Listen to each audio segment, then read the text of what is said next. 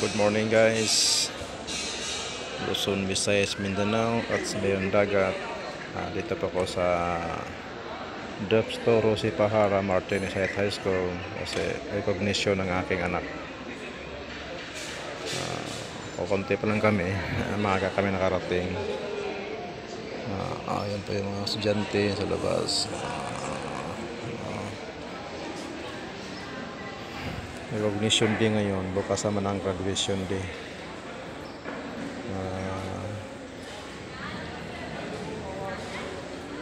Ayan po si teacher, para po si teacher. Marami naka-ready na po yung mga upuan. Naka-set up na, maya magsisimula na po yung programa. Ako po yung maglambing sa inyo guys. Isa lamang pong subscribe, like, and comment. Pwede pong share na aking video. Maraming salamat po sa inyo.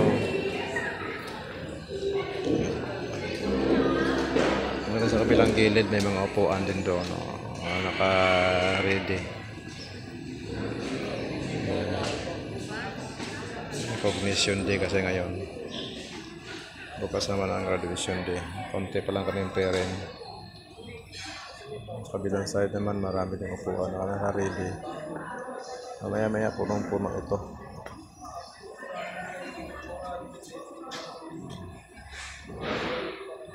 Mga second floor na yan, dyan ako aakyat para sa eleksyon. Ito yung bubuto, dyan ako sa may second floor na yan. Second floor na yan,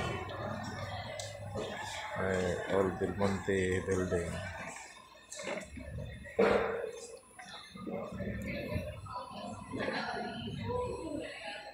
Ang iba kasi hindi pa nag-uupuan sa upuan.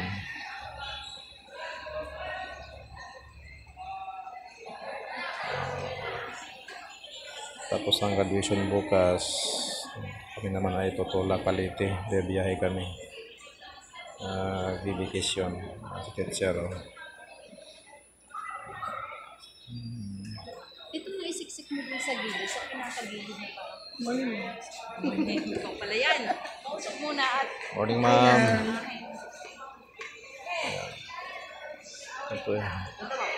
Ito po yung entrance. Ito yung entrance namin.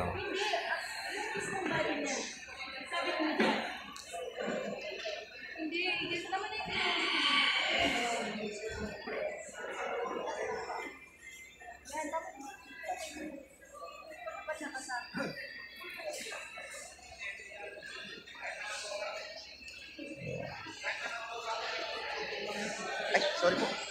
Hello po. Congratulations sa mga makakatapos sa taong ito. Yung anak ko ay tapos na dito. Graduate sa Kito 12.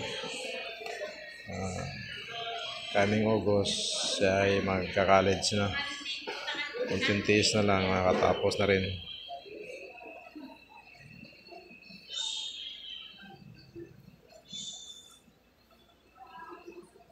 Sa high school na ito, dito ang anak ko ay valedictorian. Bukas sa graduation niya, siya ay valedictorian.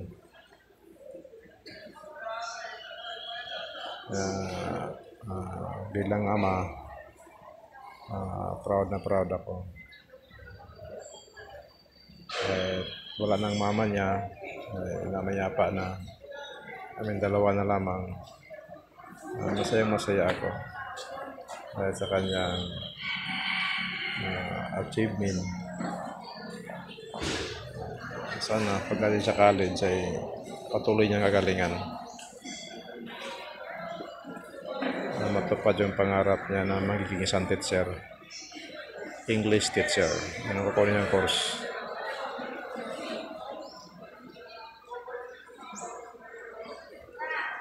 Kasi balak niya na mag-abroad, kaya yun ang gusto niyang magiging course. Parami, may parating na. Kasi magsimula kasi ang programa 7:30. Parating na po, puno na po ito mamaya.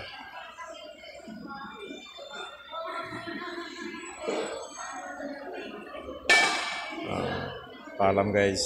Mamaya na lang ulit ang karugtong na video.